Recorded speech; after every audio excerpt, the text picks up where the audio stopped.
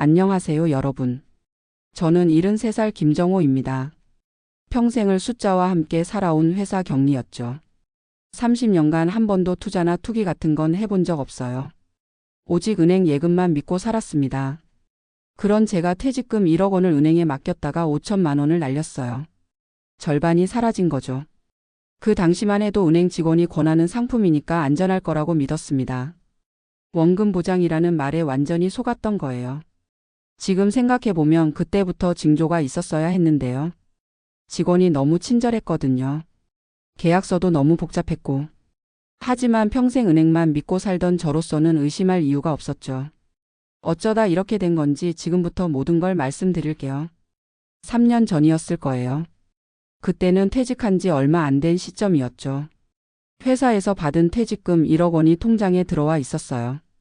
아내 순자와 함께 앉아서 이 돈을 어떻게 관리할지 고민하고 있었습니다. 여보, 이 돈이 우리 노후 자금의 전부야. 함부로 건드리면 안 돼. 순자가 걱정스러운 표정으로 말했어요. 저도 마찬가지 생각이었죠. 평생 모은 돈이 1억 원인데 이걸 잘못 관리하면 정말 큰일 나는 거니까요. 그럼 은행에 정기예금으로 넣자. 금리가 낮긴 해도 안전하잖아. 하지만 당시 정기예금 금리가 연 2% 정도였어요. 1억을 넣으면 1년에 200만 원 정도 이자를 받는 거죠. 한 달에 16만 원 정도. 생활비로는 턱없이 부족했습니다. 그래서 결심했어요. 은행에 가서 조금이라도 금리가 높은 상품이 있는지 알아보기로 했죠. 하지만 절대 위험한 건 하지 않겠다고 다짐했어요. 그날 오후 집 근처 은행에 갔습니다. 30년 넘게 거래한 은행이었어요. 창구에서 정기예금 상품에 대해 문의했죠. 고객님, 잠깐만요.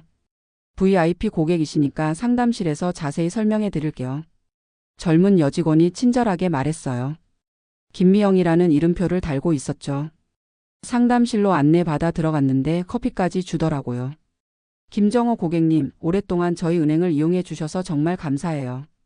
퇴직금을 맡기신다고 하셨는데 금액이 어느 정도 되시나요? 1억 원 정도 됩니다. 안전하게 정기예금으로 넣으려고 하는데요. 김미영 씨의 눈이 반짝였어요. 마치 큰 고객을 만난 것처럼 더욱 친절해지더라고요. 1억 원이시군요. 정기예금도 좋지만 고객님같이 목돈을 가지신 분께는 더 좋은 상품이 있어요. 수익률도 훨씬 높고 원금도 보장되거든요. 원금 보장이라는 말에 귀가 번쩍 뜨였어요. 그게 제가 가장 원하던 조건이었거든요. 어떤 상품인데요? 금융시장 연계 상품이라고 해요. 해외 주식과 채권에 연동되는 상품인데 3년 만기로 원금은 100% 보장되고요. 수익률은 시장 상황에 따라 정해지지만 최근에는 연 5에서 7% 정도 나오고 있어요. 5에서 7%라니. 정기예금의 2에서 3배가 넘는 수익률이었어요. 하지만 뭔가 복잡해 보였죠. 해외 주식이라고 하면 위험하지 않나요? 아니에요, 고객님. 원금은 은행에서 100% 보장해 드려요. 손해볼 일은 절대 없어요. 다만 수익이 시장 상황에 따라 변동될 뿐이죠. 김미영 씨는 컴퓨터 화면을 돌려서 보여줬어요. 복잡한 그래프와 숫자들이 가득했죠. 지난 3년간 수익률을 보시면 이렇게 꾸준히 좋은 성과를 내고 있어요. 특히 작년에는 8.5%나 나왔거든요. 숫자를 보니까 정말 매력적이었어요. 1억 원에 8.5%면 850만 원 수익이잖아요. 한 달에 70만 원씩 벌 수 있는 거죠. 하지만 주식은 오르락 내리락 하는 거 아닌가요? 맞아요. 그래서 원금 보장이 중요한 거죠. 아무리 시장이 나빠져도 3년 후에는 1억 원 그대로 돌려받으세요. 거기에 수익까지 플러스 되는 거예요. 설명을 들어보니 나쁘지 않았어요. 원금은 안전하고 수익은 더 높고. 하지만 여전히 조심스러웠죠. 좀 더 생각해보고. 고객님, 사실 이 상품은 한정 판매거든요. 이번 달 말까지만 가입할 수 있어요. 다음 달부터는 규정이 바뀌어서 수익률이 낮아질 예정이에요. 급하게 결정하라는 느낌이었어요. 하지만 김미영 씨의 친절한 미소와 확신에 찬 설명을 들으니까 점점 마음이 기울었죠. 그래도 집사람과 상의를. 물론이죠. 하지만 상품 설명서를 가져가시면 더 자세히 보실 수 있을 거예요. 두꺼운 상품 설명서를 건네받았어요. 50페이지가 넘어 보였죠. 글씨도 작고 복잡한 용어들로 가득했어요. 이거 다 읽어야 하나요? 중요한 부분은 제가 표시해 드릴게요. 여기 보시면 원금 보장 조건이 나와 있고요. 이 부분은 수익률 계산 방식이에요. 김미영 씨가 형광펜으로 여기저기 표시해 줬어요. 하지만 여전히 이해하기 어려웠죠. 집에 돌아와서 순자에게 이야기했어요. 여보, 은행에서 좋은 상품을 소개해 줬어. 원금도 보장되고 수익률도 높대. 정말? 얼마나 높은데? 연 5에서 7% 정도. 작년에는 8.5%도 나왔다고 해. 순자의 눈도 커졌어요. 그럼 1억을 넣으면 1년에 500만 원 이상 벌 수 있다는 거야? 그렇지. 원금은 절대 손해 안 본다고 하니까 안전하고. 하지만 상품 설명서를 펼쳐놓고 보니 머리가 아팠어요. 온통 영어와 복잡한 금융 용어들 뿐이었죠. 이거 너무 복잡한데? 그러게. 하지만 은행 직원이 설명해줬으니까 괜찮을 거야. 30년 넘게 거래한 은행인데 속일 리 없잖아. 순자도 고개를 끄덕였어요. 그래, 은행이 거짓말할 리 없지. 한번 해보자. 다음 날 다시 은행에 갔어요. 김미영 씨가 환하게 웃으며 맞아줬죠. 고객님, 결정하셨어요? 네, 하기로 했습니다. 정말 잘 선택하셨어요. 계약서 작성해 드릴게요. 계약서가 나왔어요. 이것도 상품 설명서만큼 복잡했죠. 중요해 보이는 부분들을 읽어보려고 했는데 김미영 씨가 계속 설명하면서 빨리 넘어가더라고요. 여기는 상품 개요고요. 여기는 고객 정보 확인란이에요. 이 부분은 위험 고지서인데 형식적인 거니까 체크만 해주시면 돼요. 위험 고지서요? 네, 모든 금융 상품에는 법적으로 위험성을 고지하게 되어 있어요. 하지만 이 상품은 원금 보장 상품이라 실제로는 위험하지 않아요. 그렇게 말하면서 계속 다음 페이지로 넘어갔어요. 제대로 읽을 시간을 주지 않았죠. 고객님, 여기에 서명해 주시면 됩니다. 잠깐만요. 이 부분 좀 더 자세히. 고객님, 죄송한데 다음 고객이 기다리고 계셔서요. 중요한 내용은 다 설명해 드렸고 상품 설명서도 가지고 계시잖아요. 나중에 천천히 보시면 돼요. 뭔가 급하게 밀어붙이는 느낌이었어요. 하지만 은행 직원을 의심할 이유는 없다고 생각했죠. 결국 서명했어요. 1억 원을 이체했죠. 김미영 씨가 환하게 웃으며 말했어요. 축하드려요. 좋은 투자 하셨어요. 3개월마다 운용 보고서를 보내드릴 테니까 확인해 보세요. 집에 돌아와서야 뭔가 이상하다는 생각이 들기 시작했어요. 계약서를 다시 꼼꼼히 읽어봤죠. 그런데 이해할 수 없는 조항들이 너무 많았어요. 기초 자산의 변동성, 녹인 배리어, 조기 상환 조건 같은 용어들.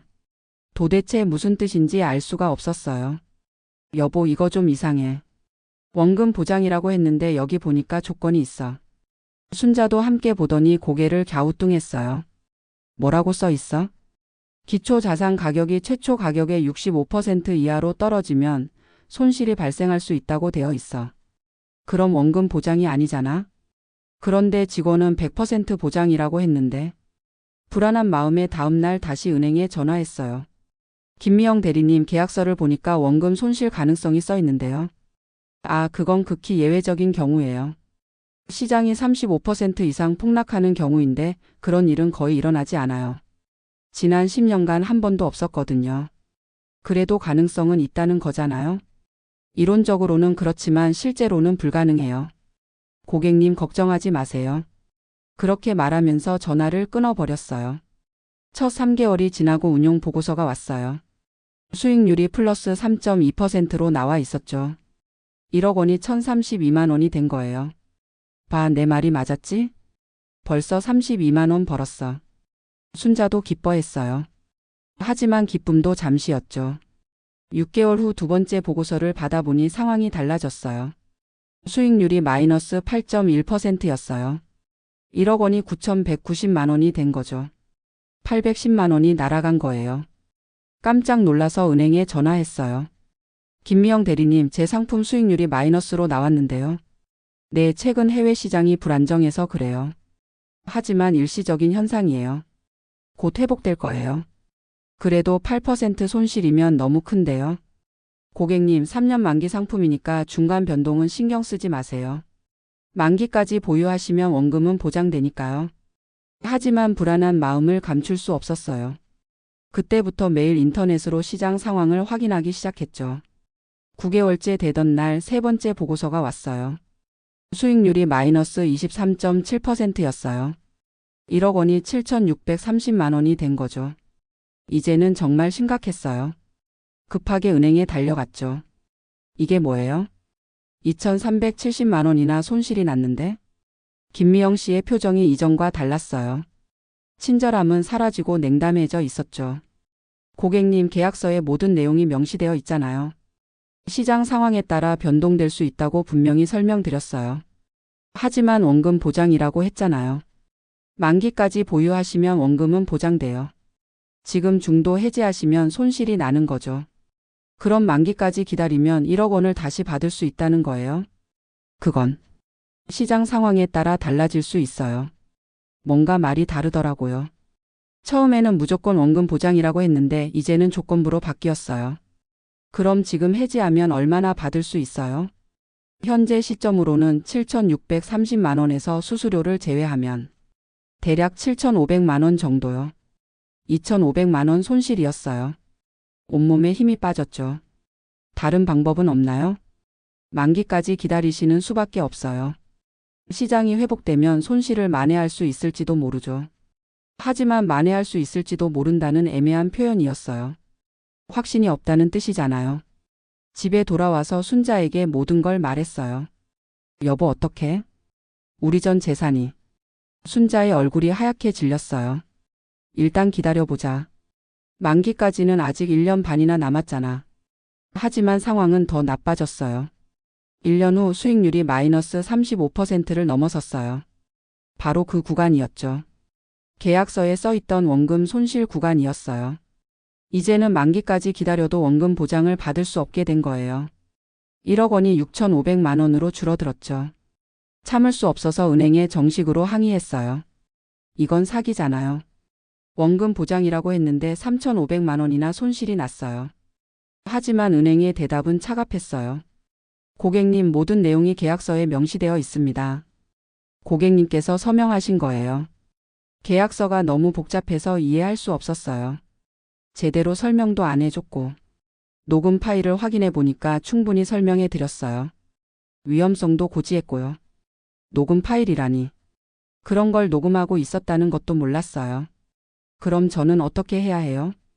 죄송하지만 개인의 투자 결정에 대해서는 책임질 수 없습니다. 결국 금융감독원에 신고했어요. 하지만 결과는 실망스러웠죠. 조사 결과 은행이 형식적으로는 모든 절차를 지켰다는 거예요. 계약서에 위험성이 명시되어 있고 고객이 서명했다는 이유였죠. 다만 불완전 판매의 소지가 있다며 은행에 주의 조치만 내렸어요. 제 손실에 대해서는 아무런 구제책이 없었죠. 변호사와도 상담해 봤어요. 소송을 하면 이길 가능성이 있나요? 글쎄요. 계약서에 서명하신 이상 쉽지 않을 것 같은데요. 설사 이겨도 소송 비용이 만만치 않아요. 결국 포기할 수밖에 없었어요. 최종 만기일이 되었어요. 3년을 기다린 결과는 참혹했죠. 1억 원이 5,200만 원이 되어 돌아왔어요. 거의 절반이 날아간 거예요. 그 돈을 받고 집에 오는 길이 정말 처참했어요. 3년 전 그 돈으로 정기 예금을 했다면 지금쯤 1억 600만 원 정도 되었을 텐데 5,200만 원밖에 안 남았으니까요. 순자가 울면서 말했어요. 여보, 우리 이제 어떻게 살아? 정말 막막했어요.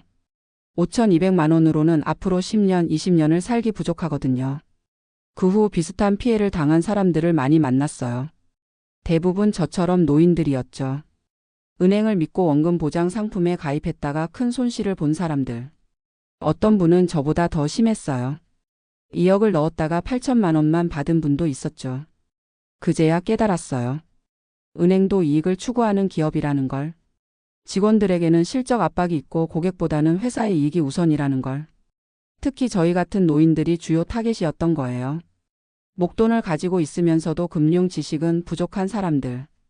복잡한 상품을 제대로 이해하지 못하는 사람들. 원금 보장이라는 말의 함정도 이제야 이해했어요. 조건부 원금 보장이었던 거죠. 시장이 크게 폭락하면 원금도 손실이 나는 상품이었어요. 하지만 그런 중요한 조건은 복잡한 계약서 어딘가에 작은 글씨로 숨겨져 있었죠. 직원은 좋은 부분만 강조해서 설명하고 지금은 남은 5,200만 원을 정기예금에 넣고 조용히 살고 있어요. 이자는 월 8만 원 정도밖에 안 되지만 적어도 안전하죠. 순자와 저는 생활비를 최대한 줄였어요. 외식은 거의 안 하고 옷도 꼭 필요한 것만 사고. 그래도 부족한 생활비는 국민연금으로 겨우 메우고 있어요. 가끔 김미영 씨 생각이 나요. 그 친절했던 미소와 확신에 찬 목소리. 지금 생각해보면 모든 게 연기였던 것 같아요. 고객을 속이기 위한 계산된 행동들. 은행 앞을 지날 때마다 씁쓸해져요. 30년 넘게 믿고 거래했던 곳인데 결국 저를 속인 거잖아요. 물론 법적으로는 문제 없을지 모르지만 도덕적으로는 분명 잘못된 거라고 생각해요. 요즘 뉴스를 보면 저와 비슷한 피해 사례들이 계속 나와요. 은행의 불완전 판매로 노인들이 피해를 보는 일들. 하지만 대부분 제대로 보상받지 못하고 있죠. 제 이야기를 듣고 계신 분들께 꼭 당부드리고 싶어요. 은행이라고 무조건 믿지 마세요. 특히 원금 보장이라는 말에 속지 마시고요.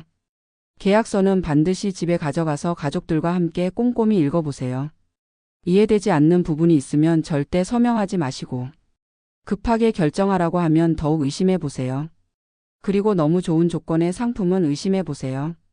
세상에 공짜 점심은 없거든요. 높은 수익률에는 반드시 높은 위험이 따라와요. 저는 이제 73살이에요.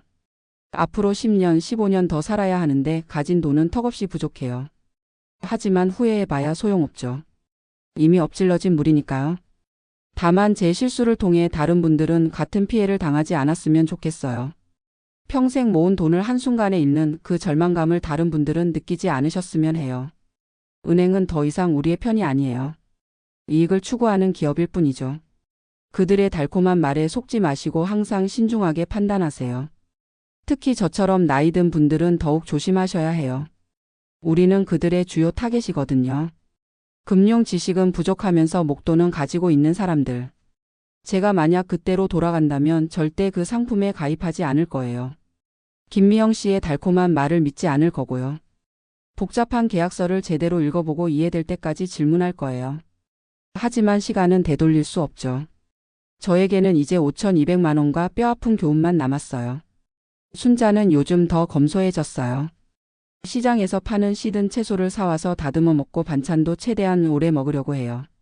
예전에는 가끔 외식도 했는데 이제는 그럴 여유가 없어요. 겨울이 되면 난방비가 걱정돼요.